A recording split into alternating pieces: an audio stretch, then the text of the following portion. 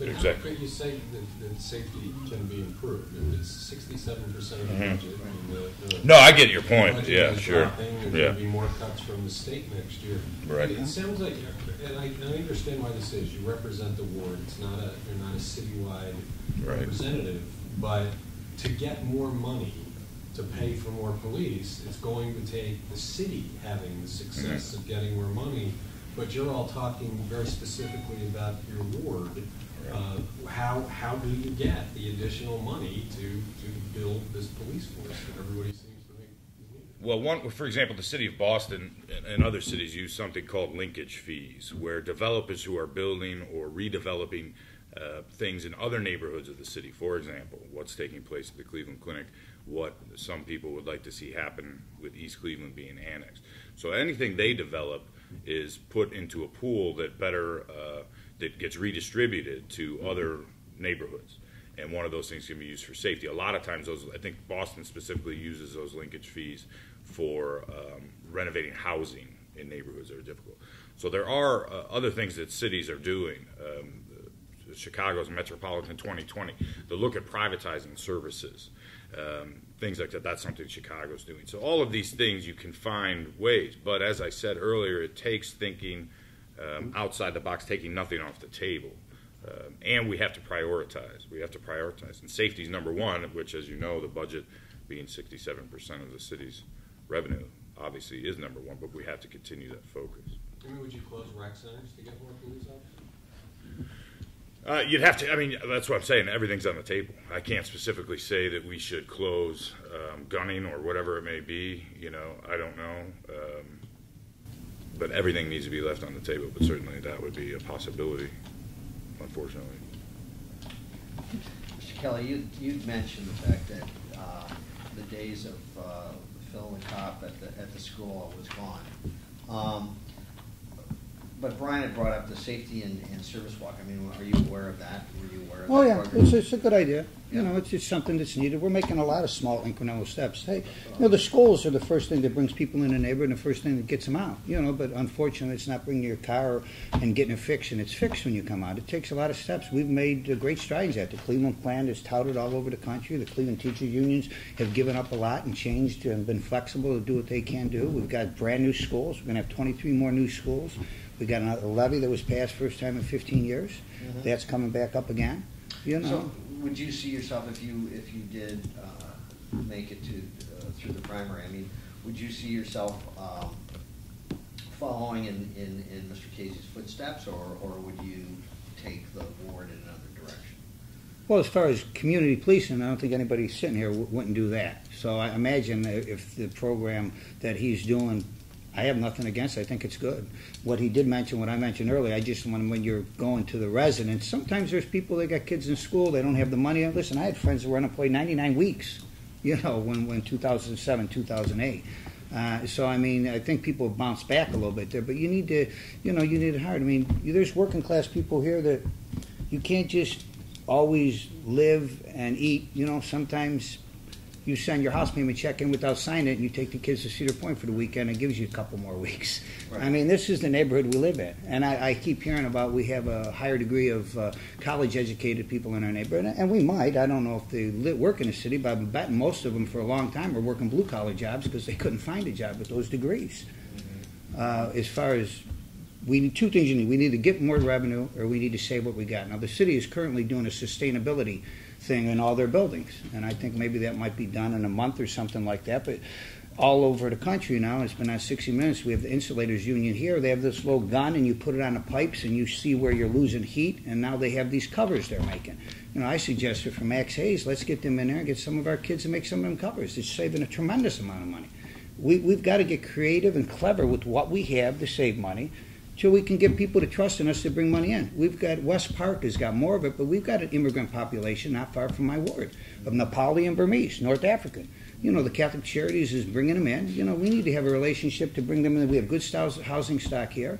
We have the best new beginner school for ESL in Cleveland here that we need to do, and we need to start focusing on some of those things. Mm-hmm. That's what I would do. But you need to start getting people to believe in themselves and believe in our neighborhood. Our neighborhood just hasn't had that passion or vitality to start doing some of these things, but it's coming.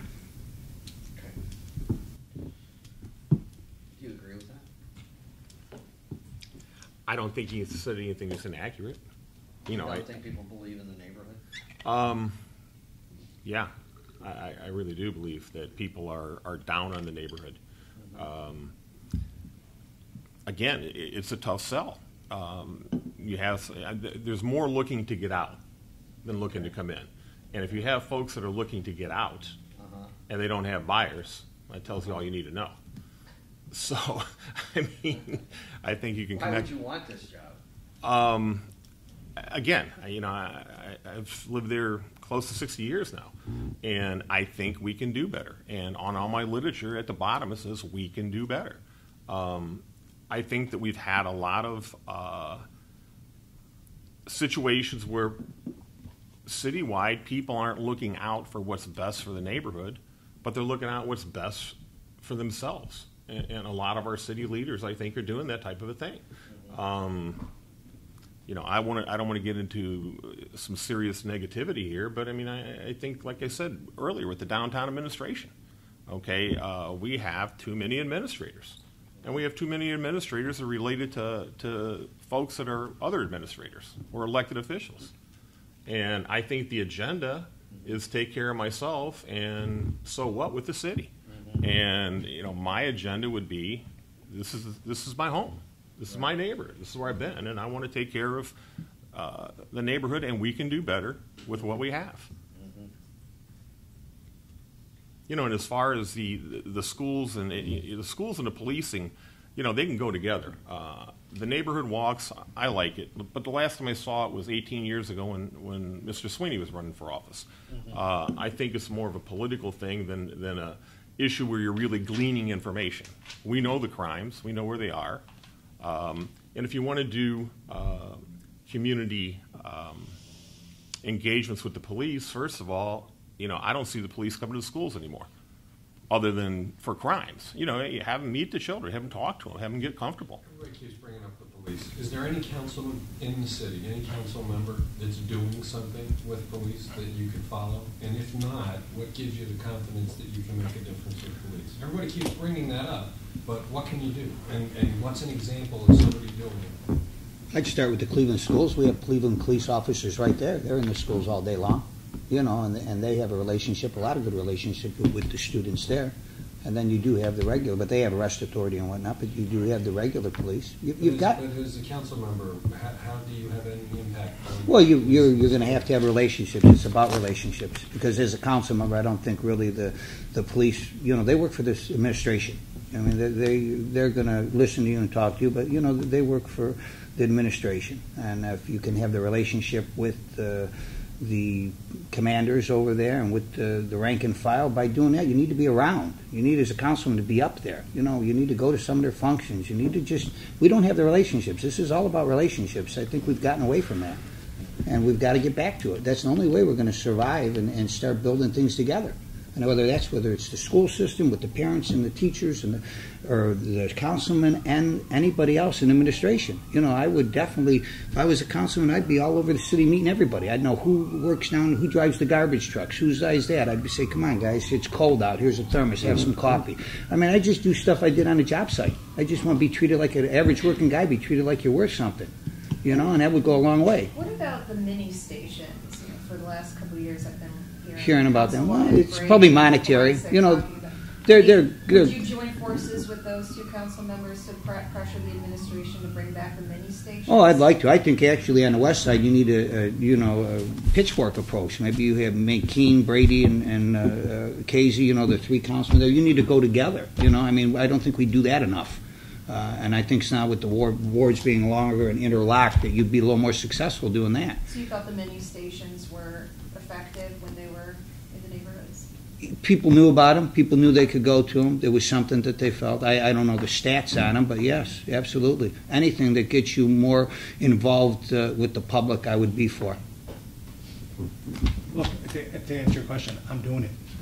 I mean, the relationship building, I have a great relationship with Commander McCartney. You're actually seeing patrolmen park their cars, get out, walk the streets. I've heard a lot of negativity. You'd think that from listening to the descriptions that we're living in a third world country. It's a great ward. It's a great place to live. I'm raising a family there. Some of you, Ms. Sullivan, you mentioned, or somebody mentioned no kids. I got 5. We moved in, okay? You can say what you want about, you know, the housing situation. I'm raising my 3, I got three little ones. We're raising them there. We don't have a problem, not in the least bit. We started the Lorraine Avenue Merchants Association. I hear about all this vision. That vision is now a reality. We're redoing Lorraine Avenue. We're redoing Triscuit. Next year, we're starting to redo 130th and parts of 150th. We've got 4 new businesses moving in, 5th one moving in next month at some time. I'm not seeing scared people peeking out of blinds. I'm seeing people engage us when we knock on the door. Every single day, I'm out there meeting different people. People call the office, dealing with situations, I don't hear many complaints. We get our fair share of complaints. However, we deal with them. These people understand. There's issues, we're dealing with them. Blight, fine, we take a proactive way of approaching it. Safety, you want to meet your police officers? We started a program where you're actually meeting police officers. Parks, we got a new camera system going up at McGowan Park. We're doing movie nights in every single park within the ward. What is that doing? That's engaging residents. That's bringing them out into the parks, getting to know each other, meeting each other. We just had one at Mohican Park. Mohican Park, unless you're playing baseball or soccer there, you almost don't know it's there because it's in a gully. We had 90 people show up for a movie night. Never been done at Mohican Park. People are coming out. We're getting people to come out of their houses. We're getting people to engage each other. We're getting them to know one another. I think it's a wonderful place to live. And with the redoing of Lorraine Avenue, with the design review, and with the urban overlay, you're going to see a more pedestrian-friendly Lorraine Avenue. Somebody mentioned different neighborhoods. That neighborhood right there, from 140th to 117th, is going to be the anchor towards 16. Some of the guys who are here may not even know that we go up as far as Brook Park Road or as Lakewood Heights Boulevard. You know, same thing on Puritas. You know, we're getting new businesses to move in on Puritas. So I understand, you know, when you're running for something, you want to bring up everything negative, but I'm just not a negative person. I see a lot of good and a lot of positive things going on in Ward 16.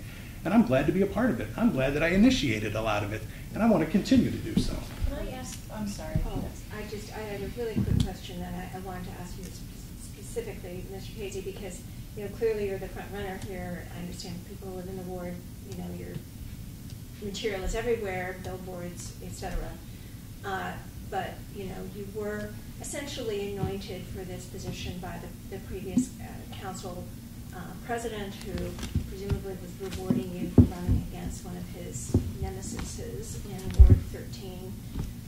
And, you know, then he engineered the fact that you were named his replacement when he left at the beginning of this year to take the seat in the legislature, right? So, what We're going to address that? Yes, please. Okay. First of all, I think anointed is a little strong of a word. If I was State Rep Sweeney's anointed guy or his best friend, it's no surprise he would have redistricted me into Ward 14 and I would be sitting on council for 2 years by now. 3 of the 5 guys sitting at this table had the same opportunity that I did. I did not know former Councilman Sweeney that well before I was recommended for this appointment. He had an 8-month vetting process where we were to knock on doors, where we were to meet stakeholders, where we were to engage residents, engage the clergy. Everybody had the same opportunity. I just came out on top. I happened to be able to prove to him that I was the best choice for the job. 3 people here had the opportunity to meet with Council President Kelly. Council President Kelly obviously was very supportive of my appointment as well. So to say that I was anointed because I ran against a nemesis of his, I would say is a little far-fetched. And you don't see Council or State Rep Sweeney all over my literature. You don't see him pounding the pavement for me. You don't see him making phone calls for me. He knows that he made the right choice for the job. He knows how successful Ward 14 is going to become through the leadership of myself. So to say that I was 16. Or 16, to say that I was anointed is a far fetch. I'm not part of the establishment. If I was part of the establishment, Mayor Jackson would have endorsed me. If I was part of the establishment, I would have voted yes for the tax on the east bank of the flats. So I'm a strong, independent voice downtown on city council, and I'm going to stay there, and I'm going to continue to be that kind of voice. So I've addressed it. If you feel that I've addressed it appropriately, if you have any other questions in regards to it, I'm more than willing to answer. My question actually piggybacks on that. Sure. When you were running against Councilman Cummins, I had seen someone had videotaped you speaking in front of a group campaigning, and you had said you were pushing the fact that you had grown up and lived your whole life and were raising your family in that ward, in that neighborhood, and you said, I'm never leaving here, I'm here to stay, and then you up and left, and that's where the characterization of you as a carpetbagger looking for a way on the council. That term. Thank you very much. Well, it's one that you have had to defend yourself against. You're right, and let me tell you. You're right. Did I say that stuff? Did I believe it back then? Absolutely. Do things change? Absolutely. We were living in the bottom half of a double with 5 kids. 2 of them had just become teenagers, or 2 of them were teenagers. We were living in a basically a 2-bedroom bottom of a double. It was the house that I grew up in. Of course, I had no intentions of moving. After I was not successful in my run for Ward 14, that's when my wife said, okay, listen, you've been down here for 45 years. You had your run at it. It's now time to move on. And my wife grew up in the West Park area, and she wanted to go back home, we'll say. And at that point, I had said, you know what, find a house. Find a house and we'll move. It's what's best to do for the family right now. Look, I always wanted a big yard. My wife always wanted a brick house. It just happened to work out that that's the house we found. The house you're talking about. Right, the house that we currently reside in, yes. And I know what specifically one person is saying at doors. Let me tell you, I wasn't forced to buy the house, okay? It wasn't part of a condition. I wasn't given the house. I can show you mortgage payments if you want for that. Well, it's something that I've heard an awful lot of at the doors. So I'm addressing it now. It's actually kind of comical. And look, I've been in the ward now since January. By the time I take term, I've been there over a year. I know the ward. I'm a lifelong Clevelander. I'm a lifelong West Sider. My son graduated from St. Vincent de Paul. My kids go to St. Mark, which isn't in the ward. My daughter goes to St. Joe's. I was a part of the St. Vincent de Paul youth group when I was a kid. I know Ward 16, all right? So you can throw whatever term around that you want, but I'm not going to be superficial about an imaginary line, or just because somebody laid their head on a certain pillow for a certain amount of years definitely does not make them the best candidate for this job. Look, we all went through a vetting process. Some people think they deserved it, but I earned it. Alrighty then. Wait, I have one more question, I'm sorry. This is also for Councilman Casey. First of all, I have 2 questions. Do you think there are too many administrators? My part is my job is to represent the residents of Ward 16. Are there too many administrators? I mean, you control the budget. Your job is the budget. Right, the right. council Is it top heavy? Yeah, it's top heavy. That's all you want to say about that? Are there too many administrators? I don't know why we would need to have a director and a commissioner.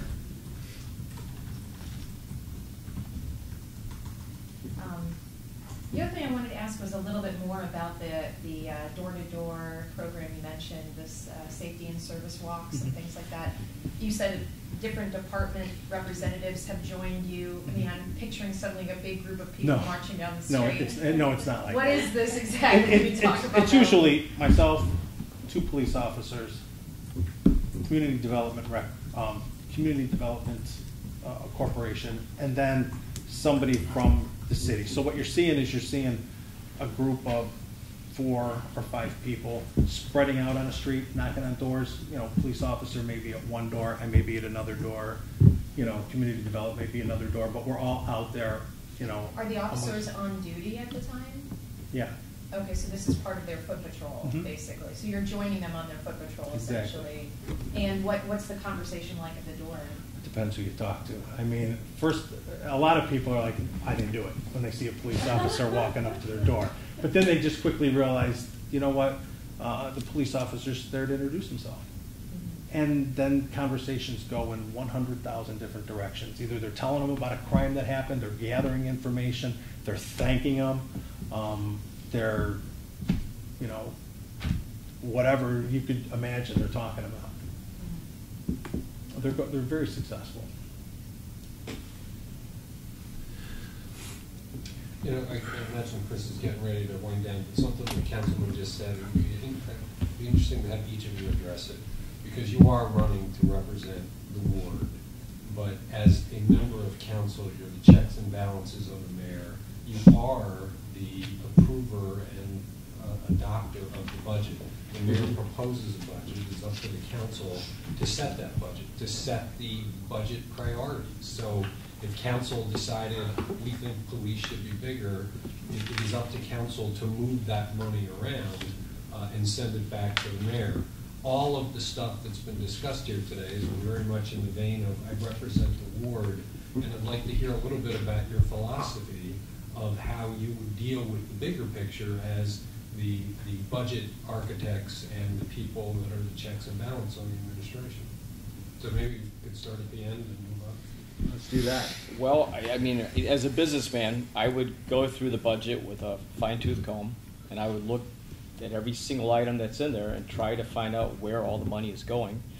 I would go after attrition. I'm thinking that you can modernize systems and you can reduce the amount of employees that the city is employing. And I don't think that the city should be in the job or be in the business of providing jobs. The city should be in the business of providing services. So I would just look at attrition and try and reduce the amount of people being employed. And also I'm thinking maybe if we could have some shadowing program of interested citizens that maybe could go to work with some of the city workers and see what they do day in and day out. Well, were you suggesting laying people off? No, not layoffs. I'm talking about attrition. But you said reducing the number of employees. Let's face it, with the modern technologies, like for example my business, it's like I've reduced my employees because I have a computer system that I designed, and it does a lot of the work that several employees used to do. So I was able to reduce the amount of employees. And but by letting them go? Well, or did you let them stay people move on, they go off to college, they get married, they move to another state. You know what I mean? I'm not talking about layoffs, but I'm talking about eventually people will reach retirement age. And once they do, then try to figure out ways where you can do the job with one person that used to do 2 people. I think there's technologies available and things that we can tighten up on. And I would also look at the best practices of other cities and see how they manage their staff of employees. And perhaps we can learn from other cities that are doing it better than we are. By the way, please don't interpret this question as a criticism of the councilman. I was just using his statement as the segue to the bigger picture. Well, as a member of City Council, you're obviously a member of the legislative branch in the city of Cleveland. So you're not there to rubber stamp what the mayor's saying, and I would never accuse Brian of doing that for sure. But you also need to work together. As far as the budget, you clearly have to go through it. Councilman Sweeney used to go around town talking about Councilman Kane, saying he actually reads the bill. And I thought that was nice that Councilman Kane would read the bill, and I thought that was his job. So I don't know what Councilman Sweeney was saying about him, but that's part of the job. You also have to push back against the mayor. As a member of the legislature in the city, you have to question, for example, why is the mayor seemingly so opposed to a plan for bringing immigrants of whatever kind, whether they be within the United States or overseas, bringing them into the city? Why is that not happening? Economic growth and demographic growth go hand in hand. So you have to hold the mayor's feet to the fire, but you can work as other legislators do with fellow council members, as we were talking earlier with Councilwoman Brady or Councilman Kane or whomever it may be, to come together and say, security, safety needs to be number one, or this needs to be number one. And throughout that process, prioritize everything, while at the same time recognizing that we, as members of Cleveland City Council, have to do something to better the city overall. So like I said, twofold is the job. Danny. Attrition to me is when somebody retires and you don't replace them, you know, so, I mean, that's the way I look at that. Privatization, I'm not for privatization. I think immediately it saves you dollars, but in the long run you lose control, and I think then that could cost you dollars, you know, especially if they're city residents. I'm more about residency. I'm sorry that we don't have residency for our police and fire and whatnot. And on the west side, I've seen people leave houses, and I've seen some of my school's grades go down on account of it, because now you don't have as many people around the kitchen table with with the mom and dad, or you have more people around the kitchen table on public assistance and just a little more harried than a working class family. I think that's the sustainability. The city is doing that. I think bar that we can bring new businesses in immediately, and you got to do the city as a whole. I'm not, you know, I worked skyscrapers 30 years. I'm not against developing downtown. I think it helps. I think one of the things nobody's mentioned here is the Republican convention. We've got a phenomenal opportunity to interact with businesses, and these stakeholders are coming in to say, hey, let's showcase our city. Maybe we'll have people from the movies here say we can get, you know, let's do a Judge Judy here. We got courtrooms. I mean, you know, we've got a great old city that we have old architecture, new architecture. We got a lake. You know, we've got farms not too far away. We've got to start thinking of bringing some jobs in here or getting more money of what we have. I think saving on energy is one way of doing it. We have an immigrant population. We're not tapping into that, and we ought to be. And I don't think personally the mayor's against it. I'm not one that thinks that. But we need to start being a little more open and welcome. When you talk about not coupling with CSU, CMSD is doing that. We have Campus International, phenomenal school. They start Mandarin Chinese in kindergarten. Most of those classrooms have a Cleveland teacher in it with them that's going to, or a student going to be a teacher. So, you know, how about the nonprofits? It's a tough, Toby Cosgrove's a tough guy to deal with, but, you know, Cleveland Clinic and some of those, we need to have a constructive conversation about, you know, what we can do to get some money from them. They do it in Pittsburgh. You know, Martin Walsh, I could have worked on his campaign in Boston when he won. He's a laborer. You know, they're doing some creative things there. I stayed here. I coordinated the west side for Mayor Jackson. I also coordinated the west side for the school levy. You know, it's probably not the most popular thing in my ward, but I believe in it. You know, so those are some of the things I would do. Besides that, listen, I raised 4 kids, 4, 6, 7, 8 on my own. When the top one was sick, throwing up on the bottom bunk bed of the what and wasn't, you know, didn't get paid because you don't get any time off in construction. You know, so you know, I just really feel that we've got a good neighborhood. I think it can be better. I think we've got to do some things, but we just got to start getting it. Just takes a little bit of a spark to get people to start believing what a great neighborhood we have, with the access to the highways, with the brand new school, Fairview Hospital. You know, some of that Stousing Hop, they got interns in there. Let's bring them down. Immigration, you know, through Catholic Charities. There's things we can do. We just, like I said, we've just been a little sleepy because we haven't had to be less than sleepy. Well, now we do. Now's the time. I've gotten lost in the last 3 responses. Could you please give me the question again? I'm looking at your philosophy of the bigger body. In addition to your duty of representing the ward, you also have a duty to the city, to the budget, to setting the budgetary priorities, to being the checks and balances against the mayor. How would you deal with that? Originally, earlier, I had mentioned that downtown is significant, that it has to be a generator of finances. And I think we're doing an outstanding job downtown. I have no qualms about, you know, under Mayor Jackson, how it's flourished. We're bringing in new conventions, we're bringing in more sporting events, and we're creating more revenue. My complaint is the revenue is not making it to the neighborhoods. Now, at that point, we have to go through the budget, and we have to go piece by piece by piece by piece and say, where is this money going?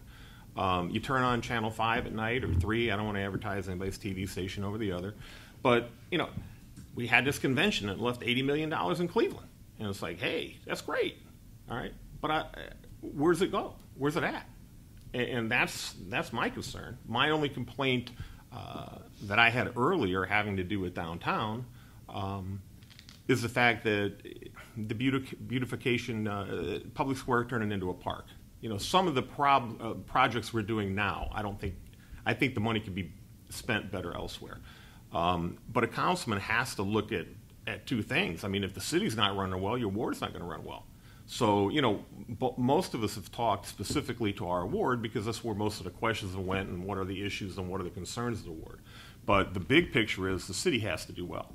So you can't go and say, well, I want all the money in my ward for my ward because that's the way it is. No, absolutely not. The city does well, the ward does well. I mean, it's the old spider theory, Downtown is the body and then the legs are where we live. And so, I want downtown to generate money. And we need to keep it well. But I want to know where that money's at because I'm not seeing it in the way of city services. So, part of the question was in going over the budget with a fine-tooth comb and the concern over safety. Right. That you would prioritize putting money towards more, whether it's mini stations or police on the street or whatever. Yes. In fact, my literature, I've talked, and I've shared the literature with you. I've talked issues. Right. And many stations is one of them.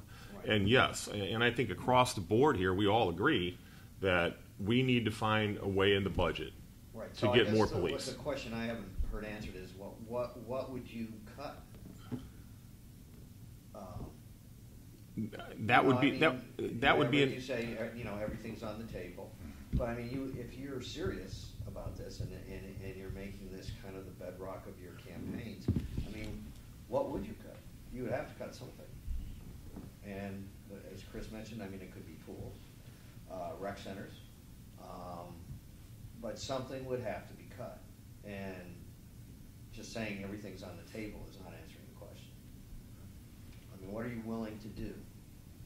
If I specifically had an answer, I would put it, I would bottle it and sell it and say this is an easy sell, but there are no easy sells, and that's what needs to be understood. And I haven't gone through the entire budget myself, just I've read the review, the basic outlines, and that's how I know the percentages or whatever, but it's, but as the question was raised, it has to be left open. If I do not recommend cutting recreation centers, cutting funding for pools, by no means, but you have to prioritize. We're a city that's struggling somewhat, and economically anyway, and that's something that has to be looked at. Well, what we need growth. We don't need cuts. We need to grow the city. We need to grow the population. We need to start attracting back middle-class people into the neighborhoods. I've seen too many people, and they're still leaving now. I know that we have Tremont, Ohio City, Detroit Shoreway downtown, but there's an entire great big city that doesn't include those areas that's still bleeding quality population. We need growth, and what I want to do is rebuild our neighborhood to start attracting those people. Chris, I'm sorry, Paul. No, go ahead, Brian. I think to answer your question, a specific thing would be an example like this. Urban forestry. It's probably one of the most underutilized, or how do I say it correctly? Urban forestry is probably not the best city service that's provided. So if you would cut, for example, urban forestry, we'll just try to think outside the box with the tree coming, and you privatize that with a private company, we'll say.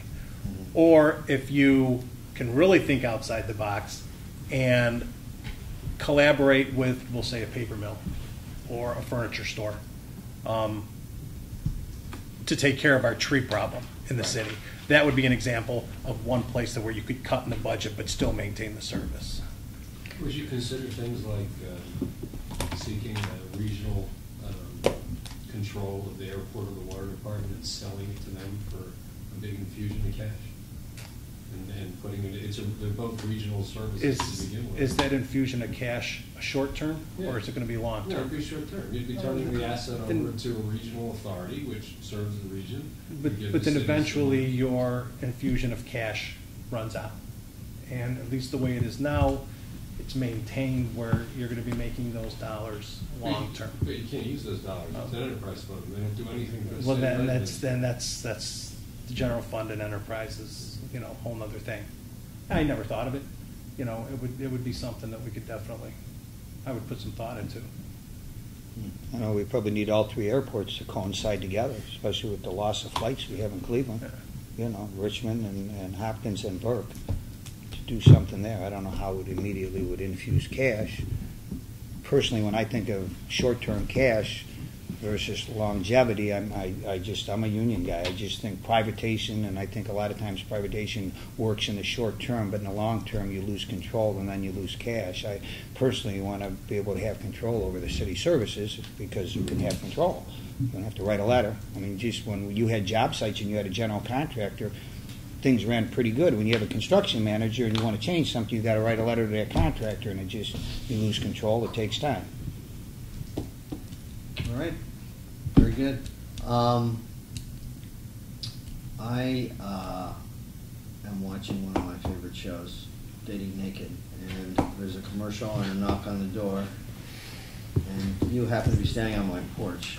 And so I'm going to give you a minute to tell me why I should care that you're running and why I should vote for you. I know. Yeah, and your Okay. minute's almost over. I can say that I've been a big part of my neighborhood. First off, I'm a big advocate of city living, and I won the Annie Rosari Business Award for improvements that I made in leadership that I took in my neighborhood for my business. I also won the First District Community Relations Safety Award for getting this group together online, where we have currently over 600 people to help people network, to make us feel like we're part of something. I think that we've lost a lot of that sense of community. I read somewhere that that 1 in 3 people have never had any interaction with their neighbors. So I think that's a terrible statistic, and I would just love to bring people back together and to start fighting for their neighborhoods. And I'm thinking, with all the people that I know and how long I've been there, I think that I could be the one to lead the neighborhood to be something. And then also, I would, because I've participated in the Neighborhood Retail Assistance Program, I know the ins and outs of how the city works, and I could help other business owners improve their properties to make the business district where I'm doing business a much better place to be. And I think once we get all those amenities in place with better businesses, then we're going to start getting the movement of the young, not necessarily young, but educated people, middle-class people, and just people that they have that desire for a city neighborhood, but we don't have anything to sell them yet. And I would like to be the one that brings that leadership to the neighborhood. My first question would be, why are you watching that show? If you did answer the door, and thank God you're clothed. But also, you too. Right, exactly, that'd be a weird campaign. I would just say simply, that I think we need new ideas and new blood on city council representing the West Side. This is where my parents and grandparents are all from. I was a professor in Missouri, moved back home to Cleveland a few years ago. Want to be a part of what's taking place here in Cleveland and feel that I can infuse energy, vitality, intellect into the conversations that's taking place throughout the city. My girlfriend, I moved here 6 months ago, so we hope to start a family, and I love this neighborhood.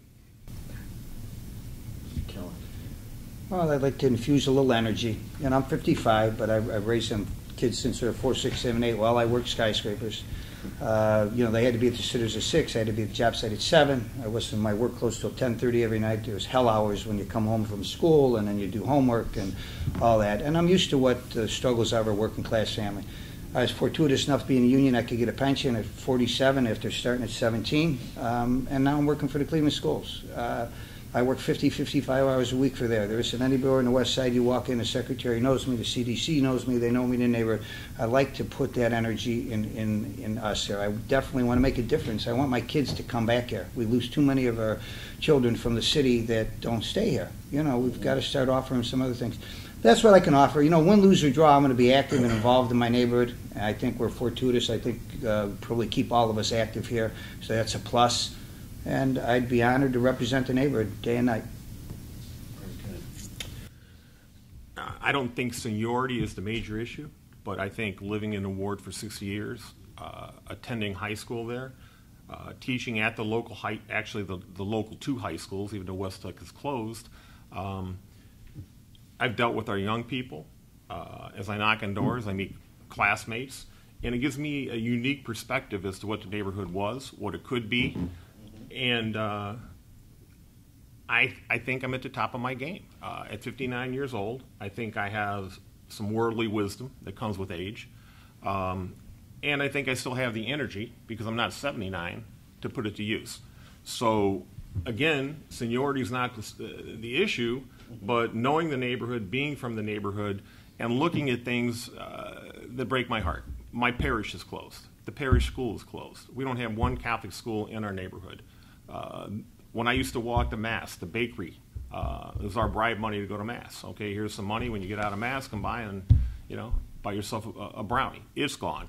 The neighborhood bar restaurant that everybody went to, it's gone. So those are things that hurt my heart, and it hurts your heart if that's your home. And so I think I have a unique perspective. And as far as the young folks, I'm running in student after student after student as I go to doors, because I've taught there for 16 years. And so I think you can't be human and not be passionate about a neighborhood that you've grown up in, and you see a decline. So I think I have the credentials to do that, and I can be an independent voice. If I'm elected by the voters and I tell them this at the door, I don't have to answer to anybody. Nobody gave me the job. I'm an independent person elected by the voters. Those are the only people I have to account to. Mr. King. All right. We've heard a lot of negativity here today about the decline of the ward. To my right sits over 100 years of residency, and I've heard what they're going to do. I've heard visions. I haven't heard what they've actually done, how they've done it, what they've accomplished. I can tell you, I've been in the ward for 8 months, and I've accomplished an awful lot in the short 8 months that I've been there. I've addressed safety. I've addressed blightedness. We've addressed the schools. We have the educational corridor. We have a new school opening next year at the old St. Vincent de Paul. I'm pretty excited about the future of Ward 16. And again, somebody wants to say, and as I've heard, I really would appreciate if I do come through the primary to the individual who doesn't, the individuals who don't come through to the primary. I look very forward to working with you, and I would really appreciate and be humbled at your support if I'm lucky enough to come through the primary and somebody's unfortunate enough not to. But it became personal at the doors, okay? You had mentioned, Miss Sullivan, about being related to, associated with, close with Marty Sweeney. And when it became personal at the doors, it was you. And you brought my family into it. No. Okay? And there's a line that you crossed. I've never brought your family into And I know that Councilman Sweeney used to just consider you a gnat, that you were just a fly around, and he just left you alone. If anybody's going to learn that I'm not Councilman Sweeney, it's going to be you eventually, because you crossed the line. Everybody has been very nice throughout this whole campaign, except for one individual. When you want to bring it personal, we're going to bring it personal, okay? I know a lot. And just because somebody taught in the neighborhood for so long isn't going to make you a good councilman. Just because you lived on Lena Avenue for 60 years, I don't understand why you haven't been as actively involved. You had 60 years to prove yourself to be a council person, and you haven't done it yet, and you're not going to do it in the future. I'm very optimistic about Ward 16, and I look forward to representing. I think it's a good place. I chose to live there.